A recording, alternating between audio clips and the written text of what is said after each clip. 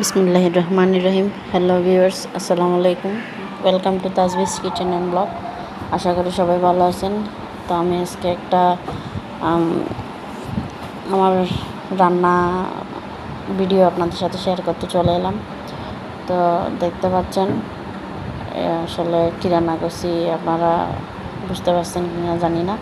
তো চলুন শুরু করা যাক কীভাবে কী করলাম।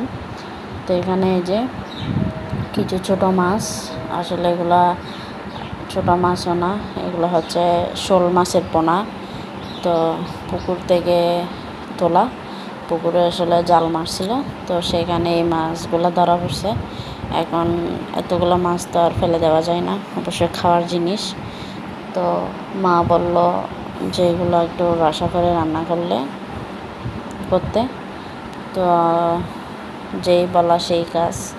তো এখানে আমি মাছগুলো কেটে ধুয়ে নিয়েছি, পরিষ্কার করে নিয়েছি। এখানে পেঁয়াজ কুচি, হলুদ, মরিচ আর জিরার গুঁড়া দিয়েছি, লবণ। তো সব কিছু এখন মেখে নিব। তা আসলে জানি না এই মাছের টেস্ট কেমন হয়, হয়তো ভালো হতে পারে, কারণ পুকুরের মাছ বলে কথা। আসলে দেশীয় পুকুরের মাছের স্বাদটা, মানে টাটকা মাছের স্বাদটা অন্যরকম।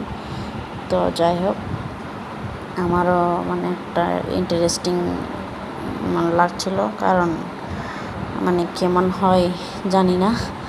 তো আসলে সব মশলা আমি এখন মাখিয়ে নিচ্ছি। এখন মাখানো হয়ে গিয়েছে, চুলায় রান্না করব, মাটির চুলায়।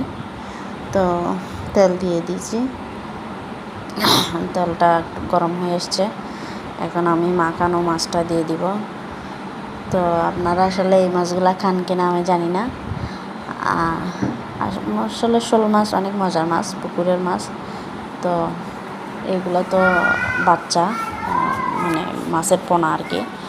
তো এগুলো একটু বড় ছিল, যেহেতু কাটছি ধুইছি, সেই কারণে দেখতে একটু ছোটো লাগতেছে।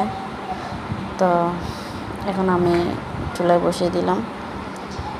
আসলে মানে রান্না করাটা একটা আর্ট। তো যে কোনো জিনিস একটু মন দিয়ে রান্না করলে সেটা অবশ্যই খাওয়া যায়।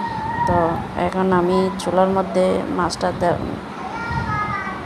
মানে রান্নার জন্য বসালাম। এখন এই যে বল করতেছে, একটা ফ্লেভার আসতেছে অনেক সুন্দর। তো আশা করি অনেক টেস্ট হবে। এখানে আমি একটা টমেটো ফালি করে দিয়ে দিয়েছি। এই যে সামান্য পরিমাণ পানি দিয়েছি, দেখে বোঝা যাচ্ছে অনেক টেস্ট হবে। তো আপনাদের কাছে একটা রিকোয়েস্ট, আপনাদের একটু সময় নিয়ে আমার ভিডিওটা দেখবেন।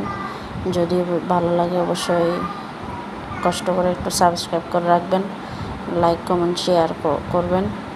অবশ্যই ভিডিওটা পুরোটা দেখার চেষ্টা করবেন, আশা করি আপনাদের কাছে ভালো লাগতে পারে। তো আমার মাছটা প্রায় রান্না হয়ে এসছে, অনেক সুন্দর কালার হয়েছে, সুন্দর ফ্লেভারও আসতেছে। এই যে একদম পারফেক্ট, অনেক সুন্দর একটা ফ্লেভার আসতেছে, জিভে জল চলে আসলো। তো রেডি ফাইনালি। তো সবাইকে ধন্যবাদ আমার ভিডিওটা দেখার জন্য। ভালো লাগলে অবশ্যই চ্যানেলটা সাবস্ক্রাইব করে রাখবেন।